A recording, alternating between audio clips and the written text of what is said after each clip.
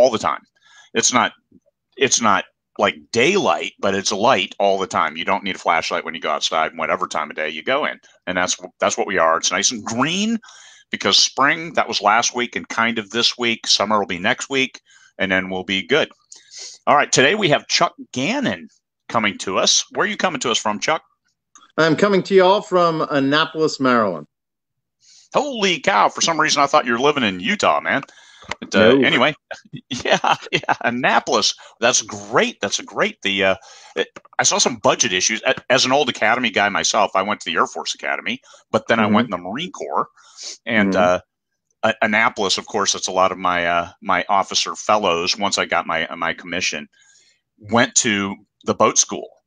Sure. So Annapolis, I've heard that their budget, because they had their budget trimmed, there's a lot of infrastructure issues in the buildings, that they're old and they're having challenges for the cadets, the midshipmen, to live and work.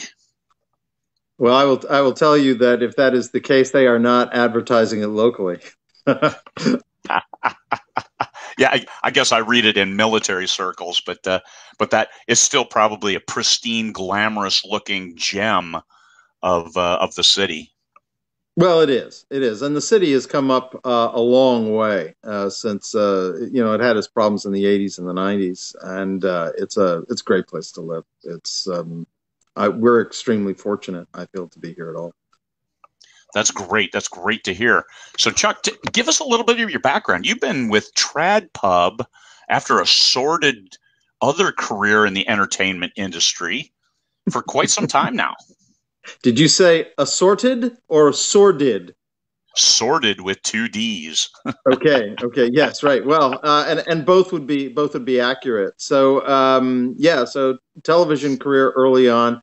But before that, actually, I did a brief stint as a production editor, then a copy editor at Simon & Schuster for, believe it or not, a romance line, and then did copywriting, then TV, and then had a pretty long freelance career from, I guess, about, as these things are measured, 85, 86 through to the mid 90s, at which point I went back, got a degree. That's a whole other story about perseverance in writing, because the short version is I had 3 novels under contract. They were paid for, 2 were paid for hire, and all 3 went belly up. And that was actually what triggered the career change.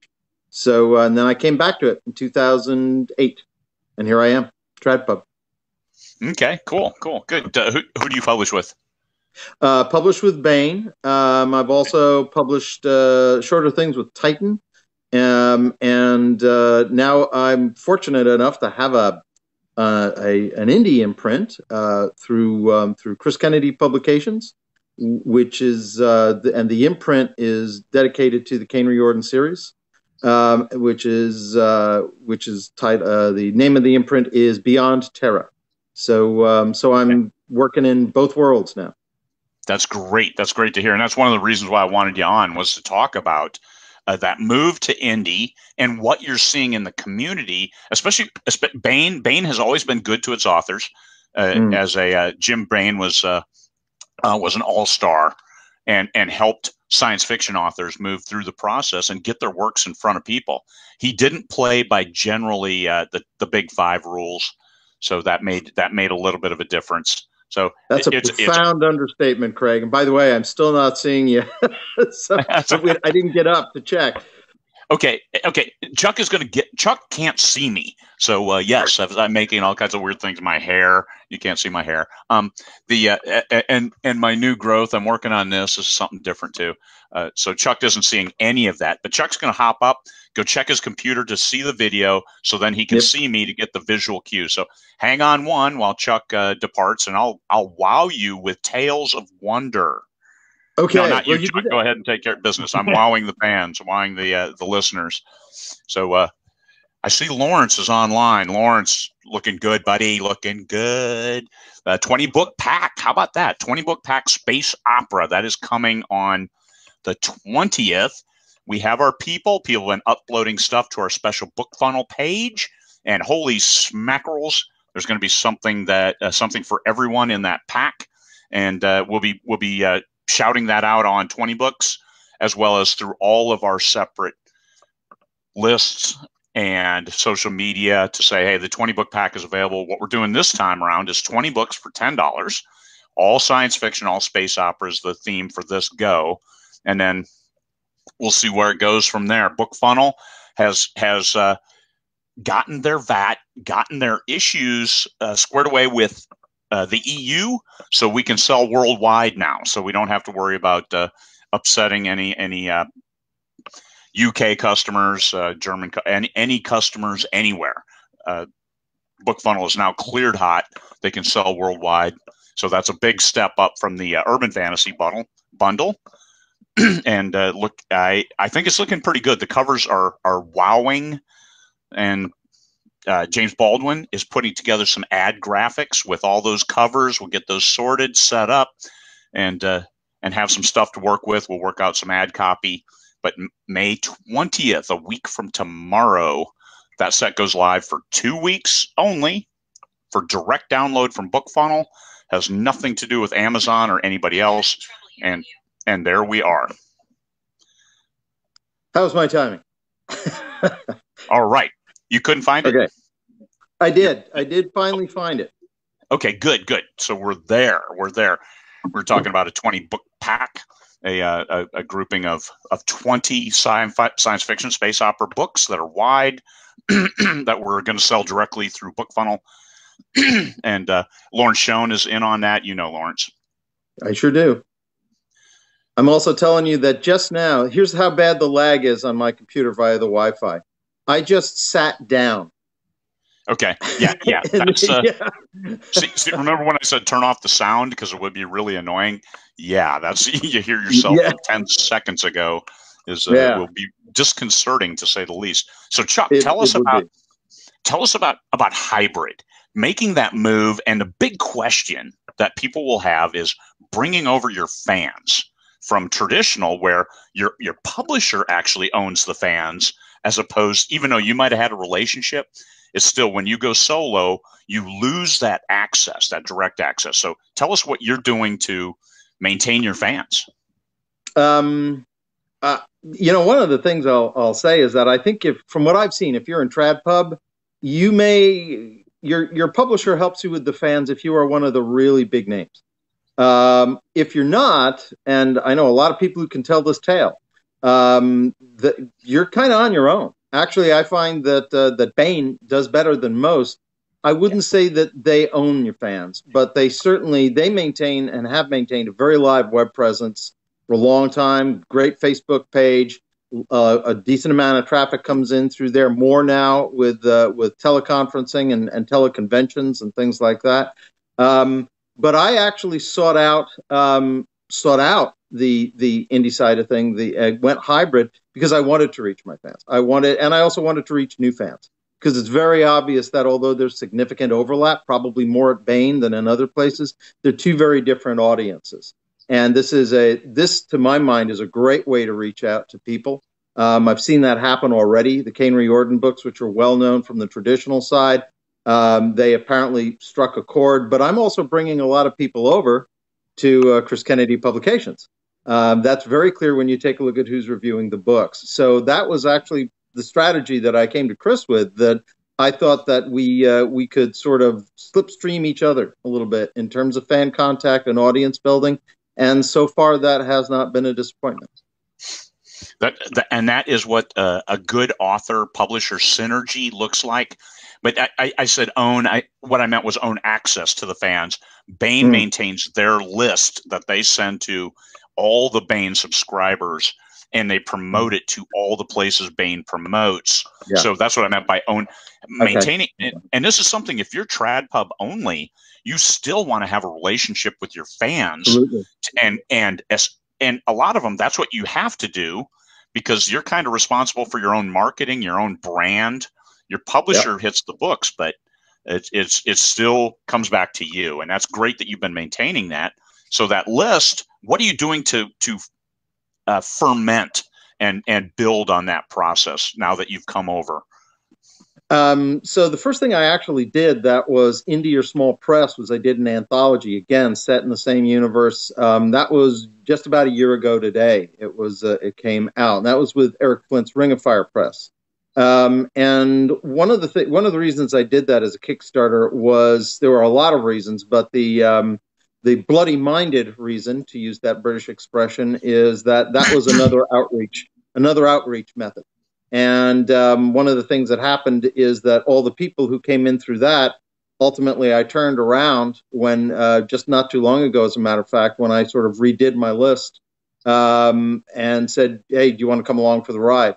And one of the reasons for that is because Facebook, as I'm sure everybody out there knows, has never done what it said it was going to do in terms of efficacy, in terms of hitting people with a page, with boosted ads, things like that. And I've gone to an email list, which actually has really been banging.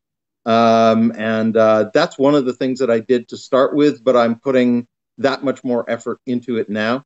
And there's been great conversion also from my page, my Facebook page, to my list, which was the real pearl of great price.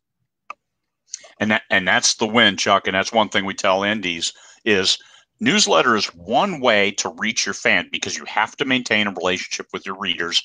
Some people do it through blogs, some people do it through third-party media, but the email list is the one thing that you can control, and a direct hotline to your readers. So it's good that you're embracing that and expanding that, because that is, I mean, the heavy hitters in the industry are all, hey, I use that list that guarantees me X amount of sales on launch day. And I launched a new book yesterday. The pre-orders hit, and I wanted to see where it would go, and it climbed up to, I think, number 4,000, just on word of mouth and those things alone. And I hit my list this morning, so I'm looking to see if we get another nice bump, because we should be able to get I don't know, 100, 200 sales off the list. But it's a new genre for me. It's mysteries as opposed to science fiction. But I have the sexiest covers ever, so I think it'll sell on those alone. Anyway, I digress. But the list, this is one thing that I drop it to my list, and I'm looking at, I should get a few hundred sales on my big sci-fi, my major series launch. I should get about 1,000 sales off my list, because that's what they came to me for. And so when I finally publish something, I try to bump it up and say, hey, here's what I'm working on. Here's what we're looking at releasing. Here's a snippet. Here's the new cover. Do the cover reveal to my list. All of that good stuff. But that's that relationship with the reader. Actually, I showed what I cooked for dinner last night. That was the lead picture on my newsletter this morning. So that's me. This is Chuck's hour, not Craig's hour. Well, it's called the CNM show. It's our hour. It's our hour to talk about things. When we chatted last week, you talked about some other things that you saw about people coming into indie and self-publishing, and you had a lot of great points there. So can you recall any of those, or just want to dive back in and talk about that transition? And I think one of the things we were talking about was how traditionally published authors might change the landscape for industry, for the self-publishing industry, when it comes to the stories themselves, because trad has a different process, and what's acceptable in regards to writing. And I hate to use the term quality, because quality is entirely in the minds of the readers, but it could change readers' perspective of what a story should look like. And that's one thing we talked about last week that I really wanted to get into this time around. So you're up, Chuck. And so now I am left with probably one of the largest topics I could imagine, and trying to keep it punchy and brief in my answers. So I'll say, yeah, there are a lot of changes, and I think it works both ways. There's that old saw that, two cultures come into contact, both are going to walk away changed. And I think that's exactly what's happening right now. I think that there's a different kind of, and this is anecdotal and apocryphal, no hard numbers here, but my impression is that also the people who have sort of bought traditional books normally are a very different sell They buy through different mechanisms. They have different expectations. For instance, the folks who came to me through TradPub, if there is a proofreading error, I'll hear about that. They're very, very close on canon. They tend to read more narrowly and more deeply.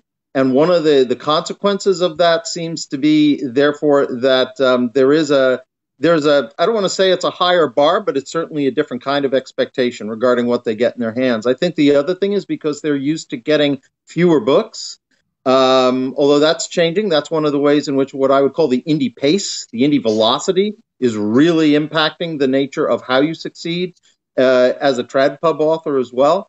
That expectation of velocity means that it's a story that works for TradPub. A lot of TradPub folks want the deeper story. They want the deeper dive. They don't mind if what would probably look a little bit like a tangent in an indie book is actually part of the more intricately woven tapestry that the TradPub reader is looking for. Now, I'm talking about these like they're two things. I'm going to say right away that I do not believe that these are two separate things. These are just points on a spectrum of readership, I think. And I would say the center of gravity is really pretty much in the middle. I think that the modern reader is a person who really enjoys both. They understand that they're getting something a little bit different depending which they buy.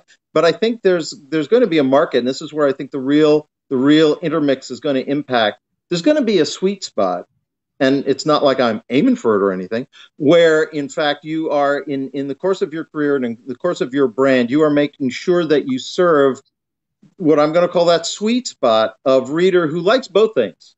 Because if you're going to sell to either extreme, I think there are perils involved. They're not the same perils, but there are perils. So I'm going to stop there. I think that's a great recap. And let me change. Somebody had posted because I said I'm not a fan of the word quality, but somebody said rather than quality, but standard. I don't want to use the term standard either, and I think you touched on it best. It's reader expectation. If you're going after Brandon Sanderson's readers, they have a certain expectation for book length, for book depth, for flow, and this is what you're trying to get. It's not like I have a fantasy novel that is kind of like this, but it's like there's all of these other elements that go into it, and this is what makes a Brandon Sanderson novel unique. This is what makes a Chuck Gannon from a Baen series unique. And can you bring that? Like you know what it is, so you bring it almost naturally, intuitively. But as indies, if we're saying, hey, we love James Patterson books, I'm going to write one like this, you really have to study, get your master's degree, do a thesis on what does it really mean to be a James Patterson reader, and then this is what you need to deliver. And some of the most successful indie authors read everything they can read in a target subgenre, take notes, and then go after that and make sure they deliver to that readership. And lo and behold, they're going to be your six-figure a month authors because they are delivering to the readers across the spectrum. They know how to target indies, but then they're gathering up those other readers who come to them via different avenues. And it doesn't take many indies who advertise and say, hey, this is like, and it's not, because I got lambasted initially. It's like, hey, this is like Anne McCaffrey's Dragon Riders of Pern. It was a pale shade of that, but the authors, I mean, I got axe murdered by real Anne McCaffrey fans because they're like, this is nothing like an Anne McCaffrey novel. And I go back now and I'm like, yes, you're right. That was poor advertising, but there was a subsect of that readership that said, yes, this is a good story. But if you really want Anne McCaffrey readers, then you need to deliver at a different level and to a different depth and with a different narrative, all stuff that I did not do because that really wasn't my intention. My idea of writing, especially as it's evolved over 100 books, is punchy dialogue, description that isn't overly descriptive to let the readers use their minds and embroil them. And then I call it escape fiction too. Here's a place to escape too. So different levels. I think you hit it perfectly. You did it better than anyone I've ever heard it captured. That both will change. It'll be good for both because it speeds up trad pub. So, hey, guys who are sitting around writing one novel a year, you're no longer limited by that revenue stream of one novel a year. You can say, hey, 4, and Kevin J. Anderson picked up on this early. He had a number of different contracts. In 2019, he's still publishing with Tor, but he published 13 total books because he published through Wordfire Press, his own press. He published with somebody else. He published some extra books, and he extremely prolific because of that balance of I need to make revenue and I can't do it off one contract a year, one Dune book a year. That's not enough. So as long as you don't have that exclusivity in your agreement, then you're okay. So it's just different. It'll be different, changed. If you go after readers, you just need to understand that demographic. We do have a question here from Facebook user. Some people didn't do the thing with Be Live where you say, yes, Be Live, you can access my Facebook profile. If you want to be hybrid, would you indie or trad first? Which strategy is better? Well, my answer to that would be frustrating in that it is not definitive, because what I'm actually going to do is hold up a mirror. And what I mean by that is, for everybody who asks that question, they have to really take a very careful look at what you think you do best and what you're doing best right now.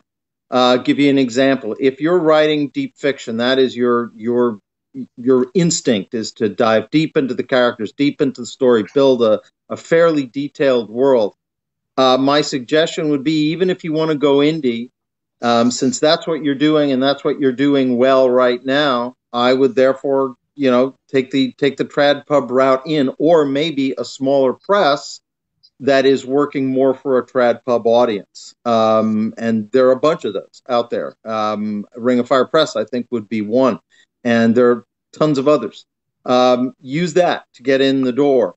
If your tendency is to work in what I'm going to call a breezier kind of fiction, it moves more rapidly. It is probably somewhat shorter in format. Then my suggestion is, then you're already, it strikes me, more from a stylistic and skill standpoint in the indie area. Go there first. I think that the prejudice against people who started indie is diminishing rapidly to the point of being a footnote rather than a major factor. I think if you can bring it, it's going to be sold. I think the thing, though, is that in indie, boy, it's a really tough call there. I would say this much: if you're going indie, it's very tempting. I know a lot of people, and I understand why. They want to do their own thing. They want to be the one-man band or one-woman band, as the case may be, and do it all. The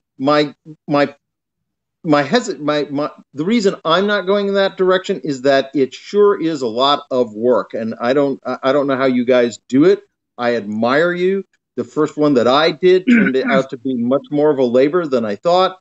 It taught me that did I learn a lot about electronic publishing and small press and parts of the editing and graphics process I knew nothing about. And what was most valuable about that lesson was it taught me I never want to do it again.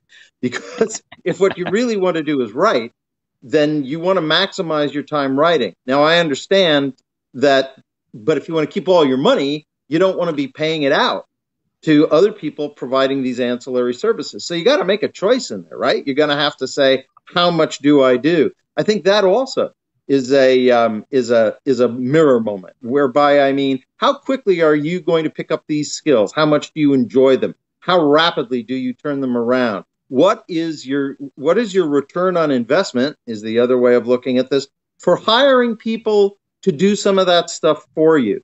And there is no way to prescribe this off the top. I would think, first of all, you don't want to talk to me, talk to Craig and people like him, because they know this, all right, better than I do. I think in the trad pub side, it's pretty basic. If that's how you're going to go in, you're going to look at your markets and you're going to submit. And you definitely want an agent, because more people will look at you faster.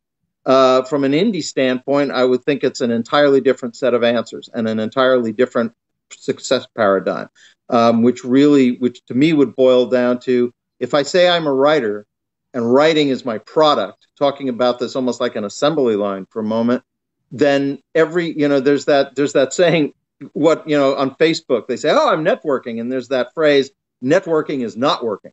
And the point there, I think, expands to all of the various ancillary tasks involved with actually writing a book and getting it to market as an indie. How many of those tasks do you want to be doing yourself? So I don't know if that exactly answers this question. It's unfortunately kind of a midpoint answer, but I think it really is about strategization.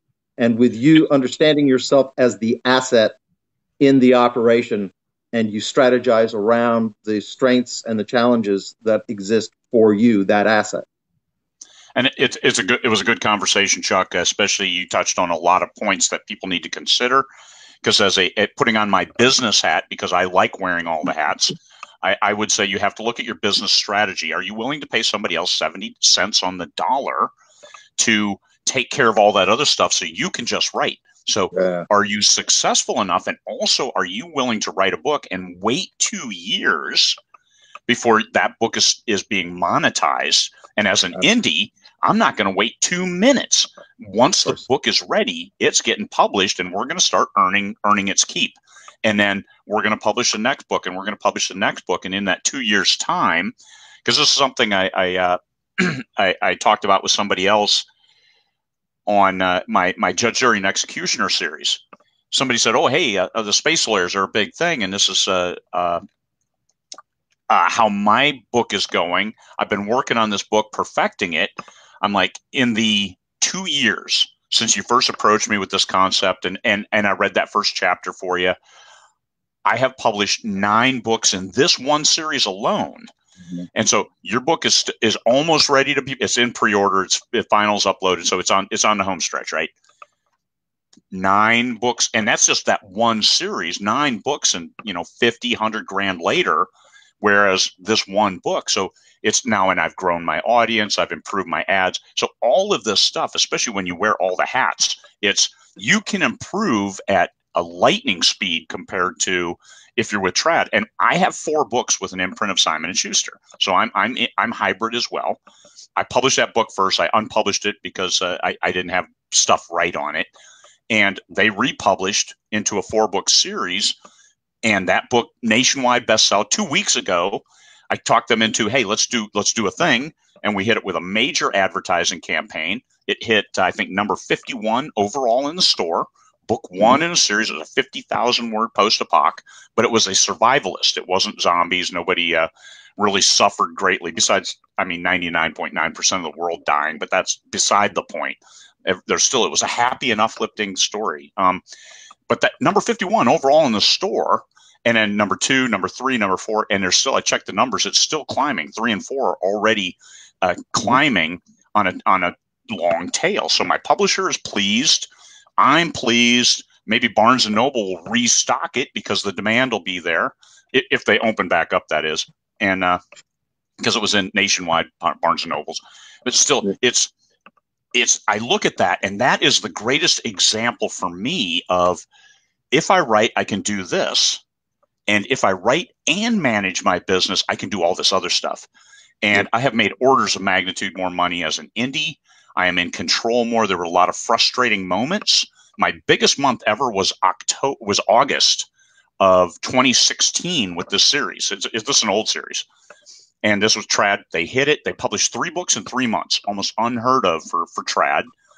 And it was huge in August. That's when they hit their list. They started all the promotions, and it was huge. Worldwide bestseller, right? I got paid promptly. I didn't take an advance for that series. I got paid promptly, a very nice paycheck, in March of 2017. So biggest month ever. I'm riding the bestseller list, and I don't have 2 cents to rub together for that series. So that one, in March of next year, that's when I bought my truck and I paid cash for it. But it's still doing all that stuff and that delay. And there are people telling me, oh, you got paid in 9 months, man. That's godlike timing. I'm like, oh my God. It is. It's fortunate on the calendar too. Yeah. Yeah. But it was it was a different mindset, because I'm like, hey, Amazon pays you in 2 months. You're going to sit on my money for 5 months? Yes, we are. I mean, holy shit. How could you do that? Well, in case there's returns from the books. I wasn't in bookstores yet. We published only ebook because they bought the space come January of 2017. And then after that, I went into Barnes & Noble with this 3-book series because it was 3 books already. They got the space. And Martelle is very, very close to G.R.R. Martin. So I had prime space in Barnes & Noble. Whatever shelf he was on, I was like 1 book over. And that was cool. And I had good sales. But then 6 months after that, all the returns started flooding in. You're not G.R.R. Martin. Well, no, it's a completely different story, but still, this is trad, and you have to prepare yourself from this. I did not get rejected. They actually came to me and said, we would like to publish this. So it wasn't like I had to submit it, sit it with an agent, and then let it ferment while you're doing other things and wondering, am I ever going to be published? So if you like to write, you can balance that, get a little bit of both. And that's what I would recommend is, if you want to go trad, yeah, find an agent. If you can find one, submit if they have submissions of sorts, and give them a deadline. Hey, in 2 months, I'm publishing this myself. I mean, it's not an axe over their head. It's like, you have a business to run. You have a family to support. You wrote this book. You took all your time writing this book. It'd be nice if it was working for you now. So that's my final word on making some nickels with your words. And I think they're really important words too, in my opinion, because anybody who's looking to go trad first, you do have to understand that you will wait. There's absolutely, there's simply no 2 ways about it. If you've come in from indie, it has the advantage of, well, Craig's story is right there. They approached him, and it can move very quickly. So if you can, it is probably a great way to do it. There are going to be folks, however, who, and this is, sometimes it's about, there's the old supposed conundrum of art versus commerce. I think there's the additional component of art, entertainment, and commerce. And I think that if you feel you are motivated by commerce and by entertainment, you're going to have a natural fit into what I would call an indie template. Now, art is a really, really questionable term. It's probably, I would think it's one of the most subjective terms in the English language. And certainly people have been arguing about it since before Socrates and Sophocles, and we're no closer to get an answer. But I guess what I'm saying is, there are folks who write in a certain way that you tell them, well, look, you could write something shorter, turn it around quickly, make some money on it. There are folks who just can't write that way. Now, you might say, well, that's because they don't want to write that way. Yeah, that may be part of it. But for some folks, the entire germination process of the idea, it doesn't happen that way. They think in terms of, for instance, anybody I think who thinks in terms of world first rather than character, and I'm one of those guys, or at least they probably rival with each other in that I would say in my books, the world is a character. Well, that's a very, very detailed character. That's a character with a lot of shape and consideration that goes into it. For folks who cannot break out of that, they may try at indie and not be able. They may just realize they're not hitting. They're not managing to hit the ball when they swing. For me, I would have to say that it was very useful for me, from my background, that I worked in television. As we said, that sordid career, and sordid indeed it is. I could tell a joke about television execs and sharks, but I won't, unless Craig absolutely has to hear it. But the point is that if you're now all I can think of is a damn joke. But if you're in TV, the thing is that you first of all, you're working with a team. You understand that words are not sacrosanct. If you think that's art, I mean, there are art moments. There are more artful moments, I suppose you could say, more pleasing aesthetic moments. But that doesn't mean that that's what that industry is about. And it can't be, because it has to deliver entertainment on a fairly routine schedule. And if it doesn't, it's in huge trouble. And all it has to do is make trouble behind the scenes, And that production house or that series is not going to get picked up because it's considered a risk. So I think so one of the things I tried to bind into that television reference for a second is that all of the opportunities for that Craig is talking about regarding the indie is absolutely there. Fast turnaround, very clear return on investment, but also if you don't deliver or if there are problems, that could be the end of you really quickly. Not saying the same thing can't happen in trad pub, but everything tends to go, I would say, a little bit slower in trad pub. I would say acceptance comes slower. I would say getting shifted out comes a little bit slower. And audience members who are predominantly trad pub buyers, they still don't expect books on the sort of trip hammer rate that an indie has to produce to survive. And I'm really trying to shoot, personally, I'm trying to find the sweet spot that I talked about at first, because I want that faster income. I don't trust that trad pub is going to be around or going to be the same industry it is right now 5 years from now. Certainly not in 10.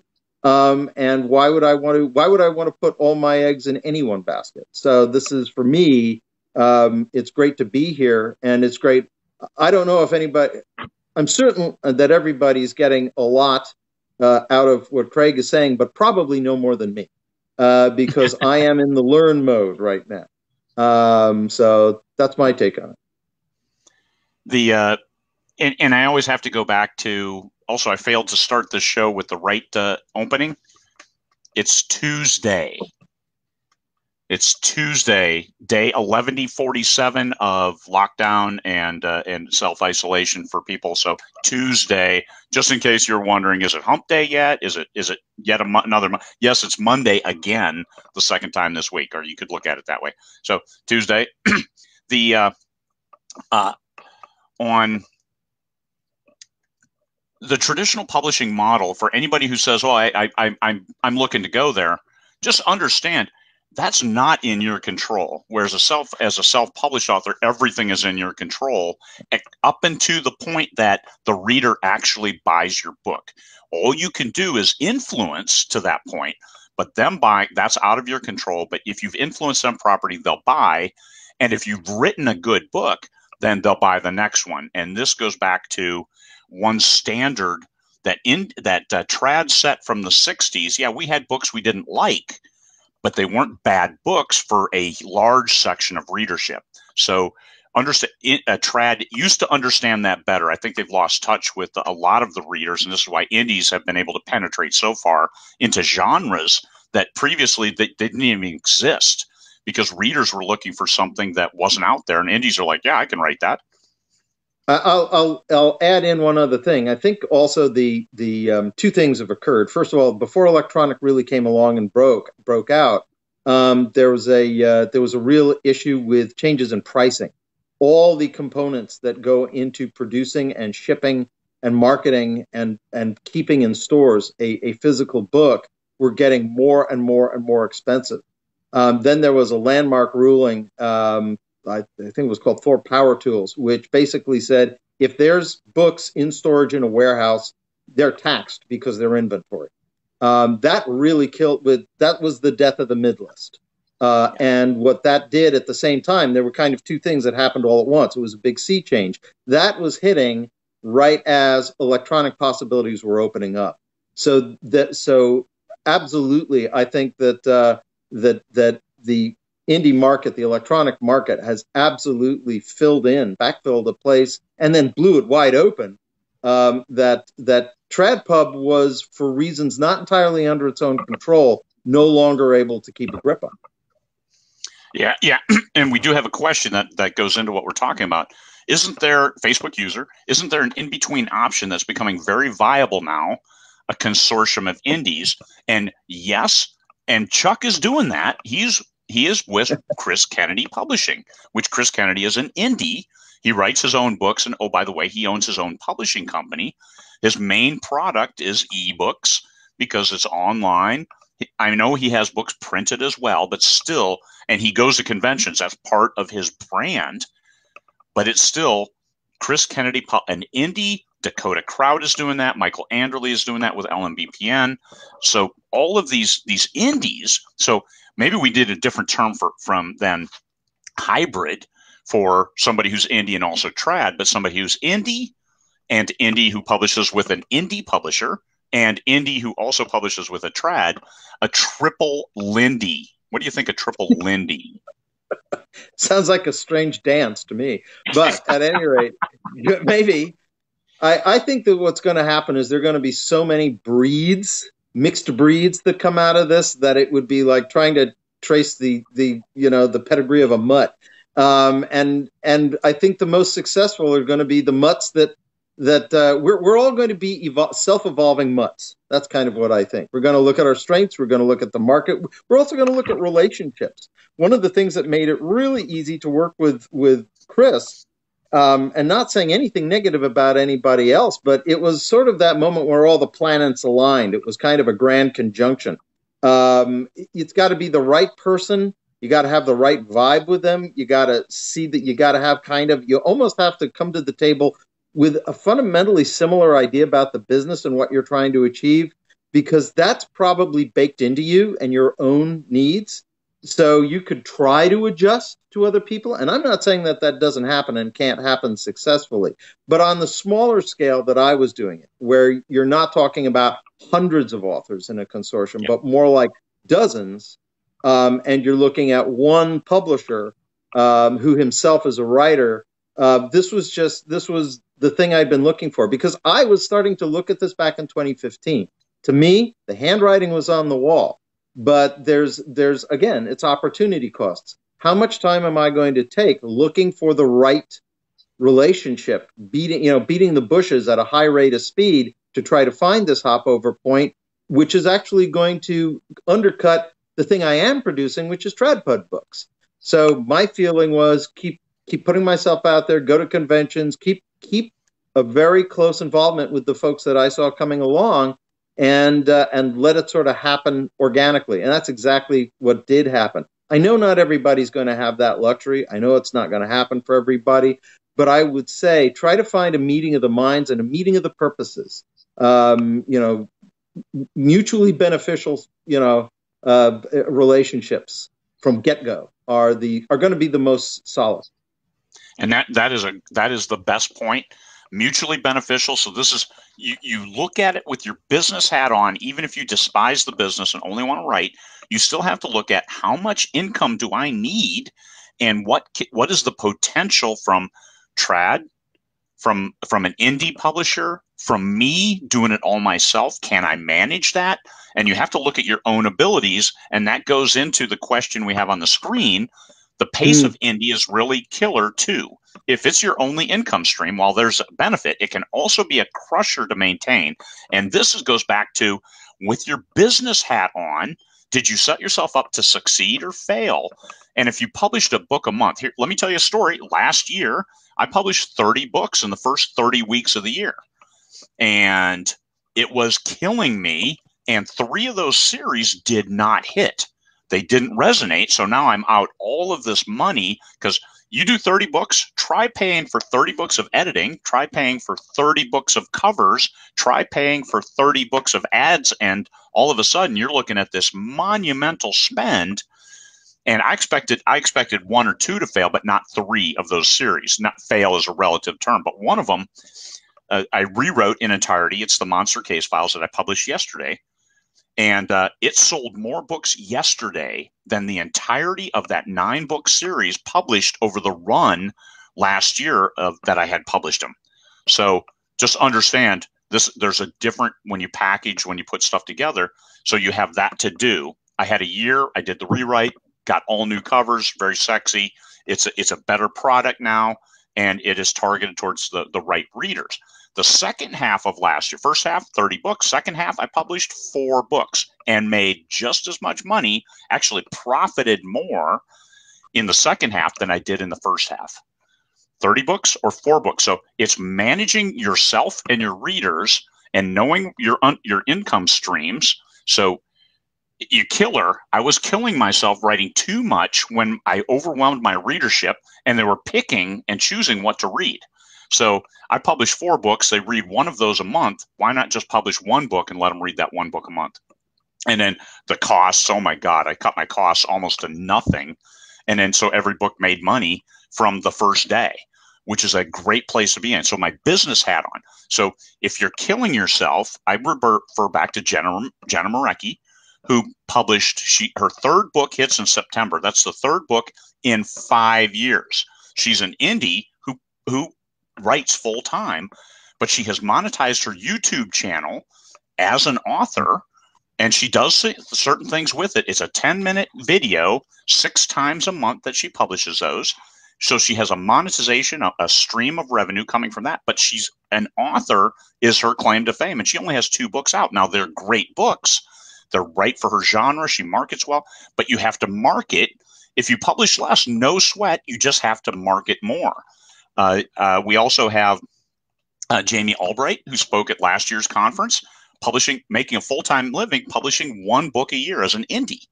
And she's making 50, 60 grand, I think. I'm not sure what that number was, but it's full-time income for her with 1 book a year. So if you're trying to jam, then you're competing against not yourself, but other people. And when you go in competition with other people, now you need to strengthen those leg muscles and learn to run faster.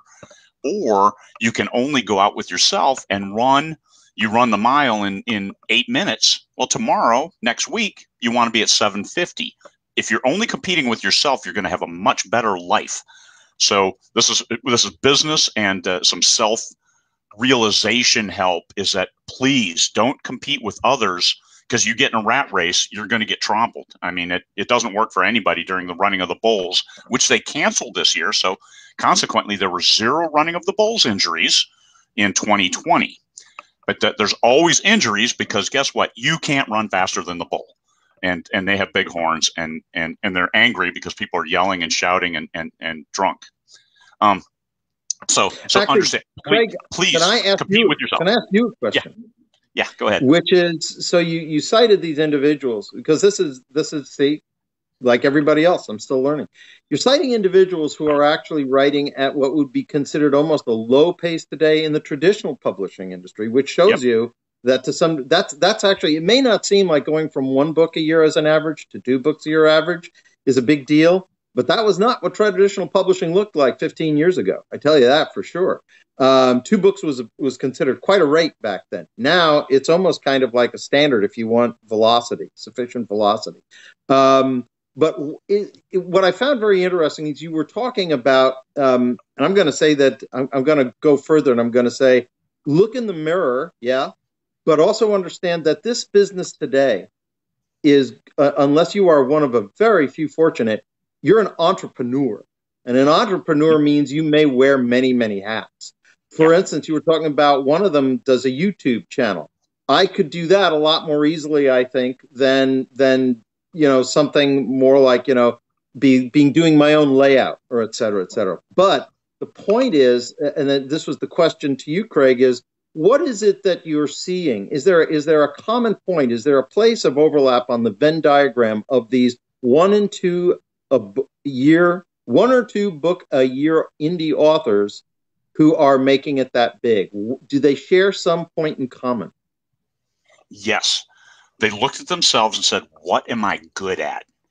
And then they exploited that. For Jamie, she is funny as hell. So she has humor. She uses that media. She tells jokes. She talks to people, and she is always there. She is extremely kind. So she shares with other people. And both of these people they write great books. It starts with a great book.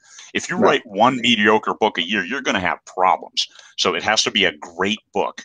And then you can use your strength. Jenna, it is her engage. She's an introvert, but it is way she engages, and she's kind of a foul mouth. She's a young woman who's kind of a little foul mouth and has a great stage presence. So she looked at this and said, I can do these. She tried being something she wasn't and struggled for 6 months. And then she's like, fuck it, I'm going to be me, and I'm going to do this. And she did. And all of a sudden, now she's up 200,000 followers. Now, she is at the very top of her game. Yeah. But it's not a secret what she's doing. She outlined all of that. We had her on the CNN show, and as she outlined, here's what I did. It's not a secret, but it's work, and it has to be your strength. Is your strength writing Dear Abby letters? Is your strength some other thing? Is it capturing visuality with a 4-stanza poem? What will endear you to your readers? And this is the thing that you have to understand your personal strength. Well, I just want to write stories. You're better at other stuff than that, because if you're good at writing stories, there's a lot of other things that you're good at. Whether it's perceiving human nature, or seeing the beauty in nature, or seeing the positive out of a dark cloud. There's something that find what you're really good at, and then do your research and see how that can become part of your brand, and you make that your brand, and then you can own that brand, and that's what you do. Mm-hmm. Yep. Largely what I thought, but what's interesting, there's the other common point is that it's and maybe it's just these two, but you cited two things which are a different kind of, in both cases, they're audience outreach. Their connection. And that seems to me to be, as I think about it, there are two ways that I'm seeing people connect. And that question we have up still on the screen about a crusher to maintain. I think a lot of people that I'm seeing who are putting out 10 books a year, 15 books a year. It's interesting what you were saying. Why can some people do that, right, and have a product that is very engaging and they do really well, and others are trying the same model and it's not working? And I would think, and this again is indeed the Craig and Chuck show at this moment, because I'm asking him, what do you see? What is it that distinguishes the 12 book a year individual who's making it from the one who finds that that's just not working for them? Is there a property? Is there something that they're not seeing in the mirror that maybe you can help them see more clearly? That's a great question, Chuck. And it goes to product. It goes to personal management. If you're writing a story that fans like, and then you write another story and fans aren't liking it, that input is critical to see what you need to do and the time you need to invest to make sure that next book is as good or better than the last book. I followed this process through about 100 books now, so it works. I have an insider team for readers that they're retired. They read. This is what they do. They read a lot of books, and I'll shoot them a book. Like 2 days ago, I shot them the first 50,000 words of my current book. I'm just getting into the battle, so needless to say, it's going to be really long. I'll hit 60,000 words today. It's going to be really long, like 120,000 words. But I shot it to them and I said, how's it going? And they're like, the flow is great. The pace back and forth. It's a very complex book because it wraps up. It's the 19th book in the series, and it wraps up all the entire series. It's the last book in the series. So lucky number. No, I can't go 20. Somebody asked, oh, why make it an even 20? Ah, God, this one's going to be 2 in 1. So it's kind of like 20 books, because this one 60,000 words today, and it's going to be half the book. So, but maintaining that quality. So I shot it to them to make sure that I had the flow right, the pace, that I was hitting the characters right, that the characters were on track. I have all my spreadsheets of my past history. So the quality of the book is the first thing, and how long you need to take to write it.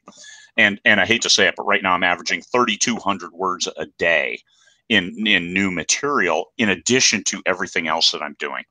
Because 20 Books Vegas is on track. Chuck is going to join us, if at all possible, in 20 Books Vegas this year, assuming he can get a flight out of Maryland to Vegas, assuming anybody can get to Vegas.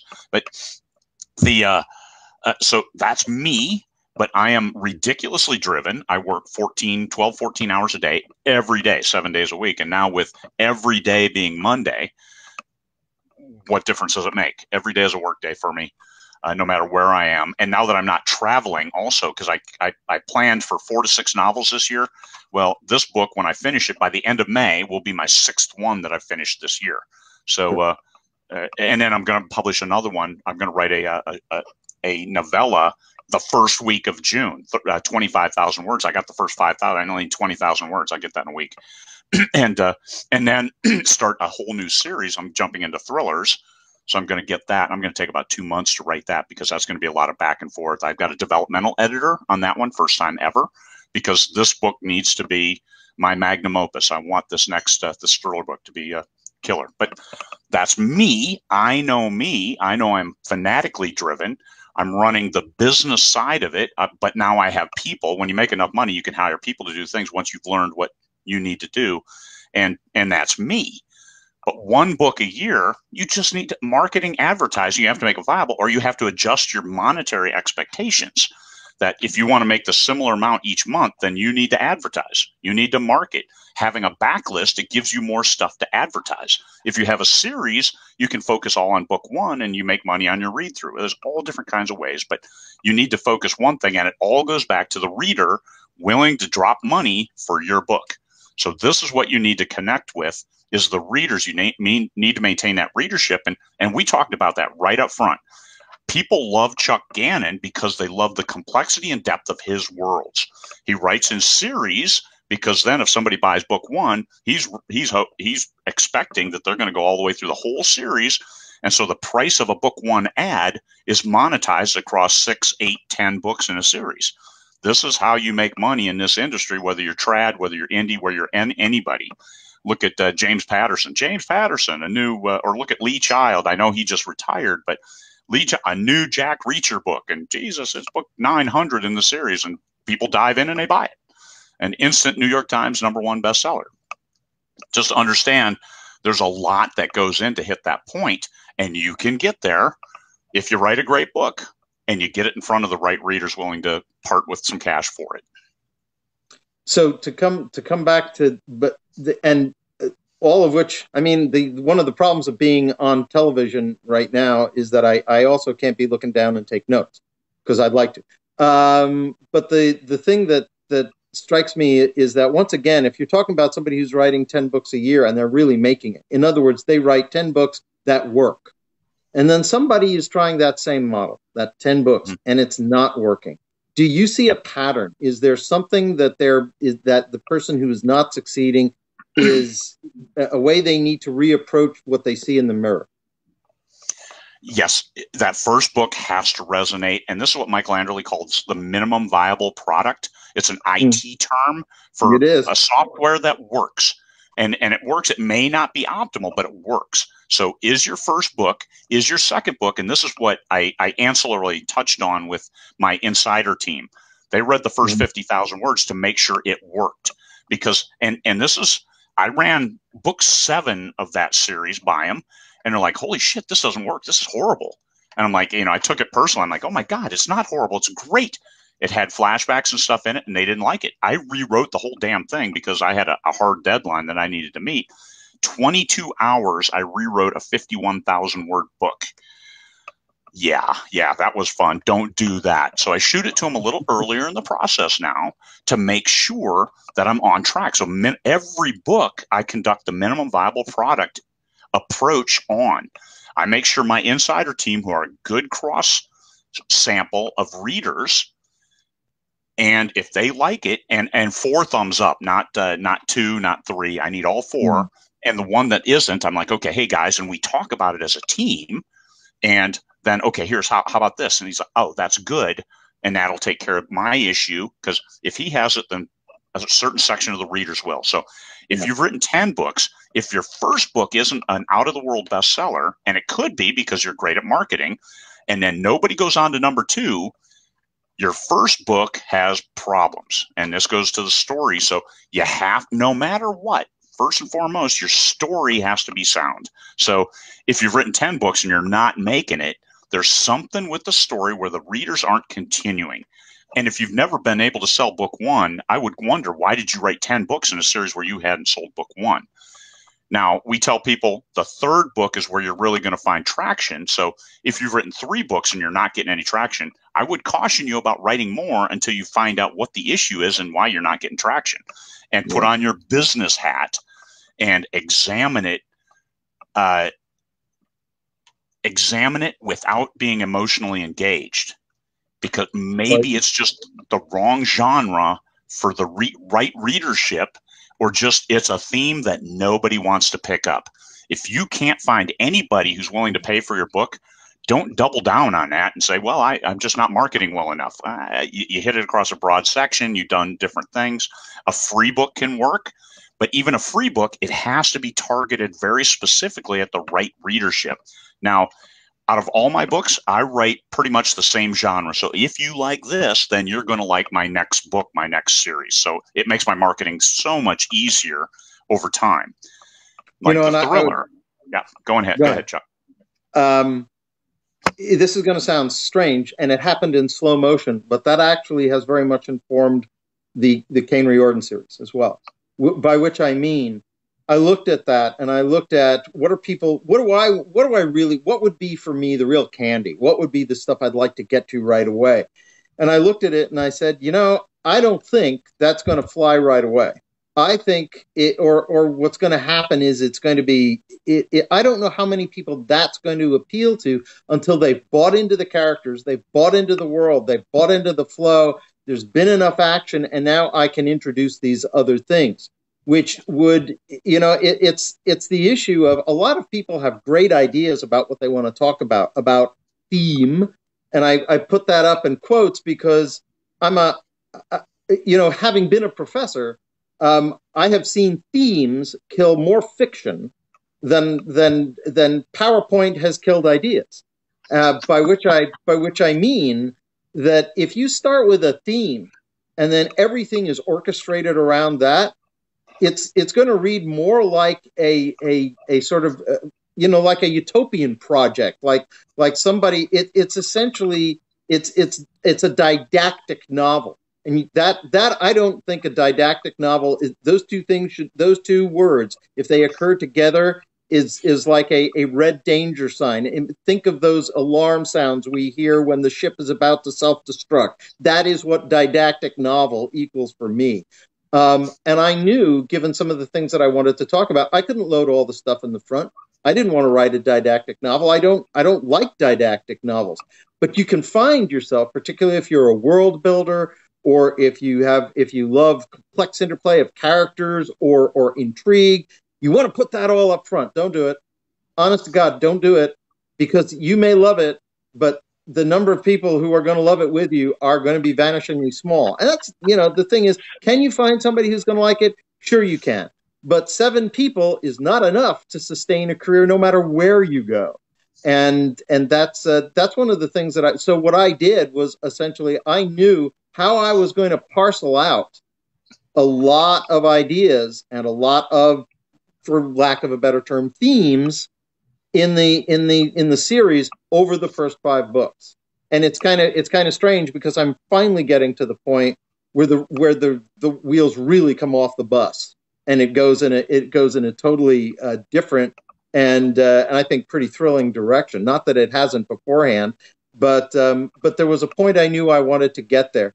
And I think one of the things you need to do when you look in the mirror is say, okay, but the one thing you're not going to be good at is understanding that people aren't going to love your ideas and words as much or for the same reasons you do.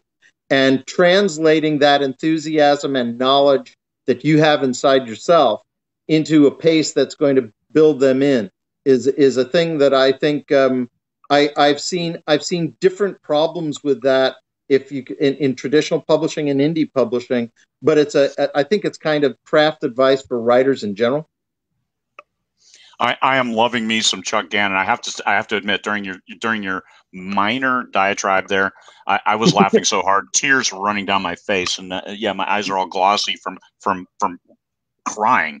That was some funny shit, Chuck. That's hilarious, and we look forward to more of that in Vegas this year. But I tell you what, I killed more people with Harvard Graphics 2.0 back in the day before PowerPoint was even a wet dream. So yes, go big or stay home. So yeah, killing ideas. You theme, if you're trying to, and this is one thing that we caution people about writing into trend. Don't oh hey, this is hot right now, I'm going to write it. Do you know what you're doing? And have you read all the books in that hot trend? Do you think you have time to? And can you then write it the same but better and different? And this is the thing: the covers need to be the same but different, and it's genre appropriate. There's so much that goes into the marketing, and that's with your business hat on. Because your business hat, you'd be like, I need unique. I need. If you're with your art hat on, you're like, I love the artwork on this cover. It's so expressive. And you look at it and say, what the hell is that? So if you're, and this is strangers, you want strangers to look at your shit and say, I'm interested, not fellow artists. And Chuck hit that perfectly in that you may love this, but finding other people who love this could be a challenge.